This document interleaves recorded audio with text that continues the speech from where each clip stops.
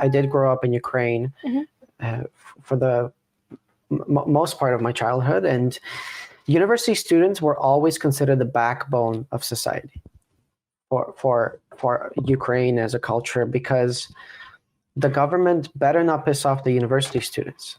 First of all, university students do not have many commitments. They don't have family, typically on average. They don't have family. They don't have a house to pay for. They don't have crazy bills.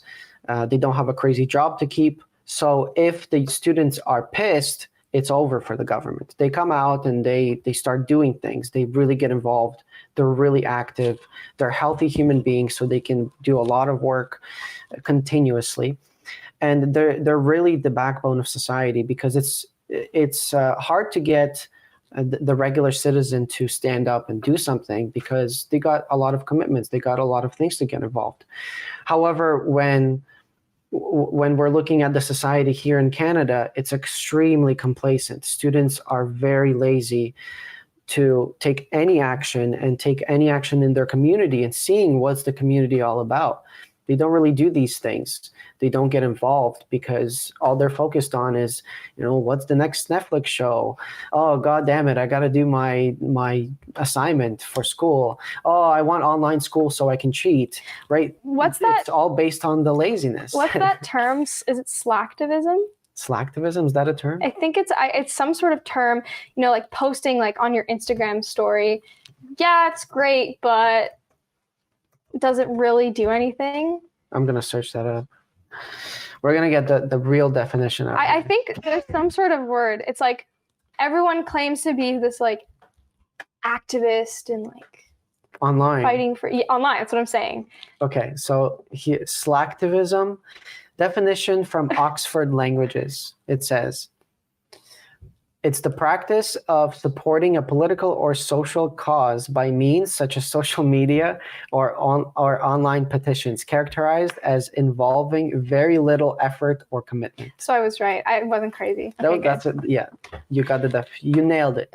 Don't get me wrong. Like, I'm definitely guilty of it. Like, I like to share my opinions a lot on social media. Some people don't like it, which is fine. I don't care. But some people do like it, and it informs some people, which is great.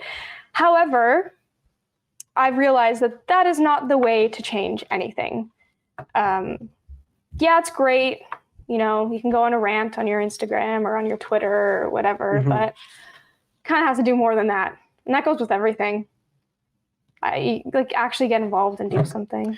Yeah, this is why we promote things in person. This is why we go and do these things on the ground. We speak to students face to face, because that's what humans do.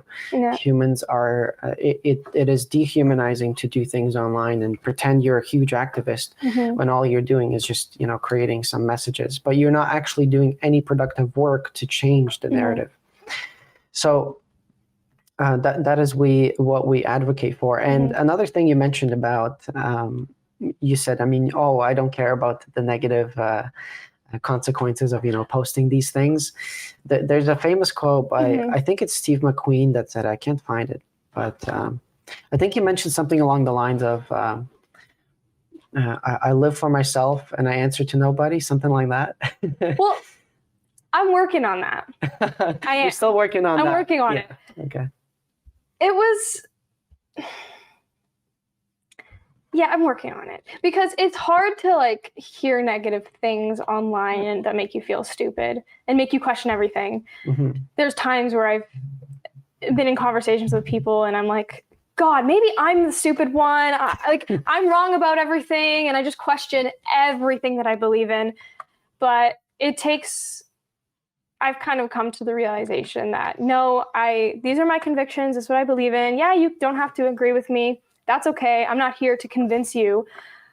So if you have something negative to say, it doesn't affect me as much as it did. Yeah, they can go on down the road. And recently I've been getting a lot more positivity than negativity, which is good. You get what you focus on. Yeah, things are slowly changing. Or it could just be that people that they just stop Like They just gave all up. They're like, block we me, can't change her. block, unfollow, which is fine if you don't like what I have to Well, say. that's perfect because then you don't have the negativity on there. They just remove themselves out of it. Exactly. So that's good. Mm-hmm. See, it just kind of weeds people out. Yeah.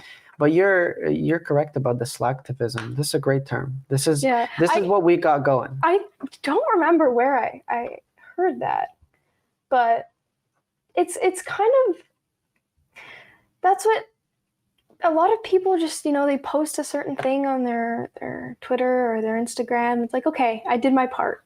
Yeah. Well, it makes them feel like they actually took action. You did something. Okay, you're advocating for it. Social media is a great place to do that and to spread awareness. But in terms of actually changing things, not really. So you have to do work to change that. Lazy activism. It's so easy to just hit repost. Yes. So what I'm advocating for is for people to start doing work, stop being lazy, start contributing to society. Mm-hmm. And this is the greatest contribution you can make is by making society better, mm-hmm. by at least getting society back to where it was in 2019, where we had things like social gatherings. We had things like you visiting your grandma. We had things like normal interactions with human beings. And if you want to get back to that point, if you want things to be normal again, that is not by compliance, because again, it's not about your health. Mm-hmm. And we've discussed this, but it's not going to be through slight compliance of exemptions. It's not going to be through any compliance, because that only feeds into the system. It is only going to be through doing work, taking action, and changing the narrative. And how you can do that is by getting involved with the community, a community like Seed Sound.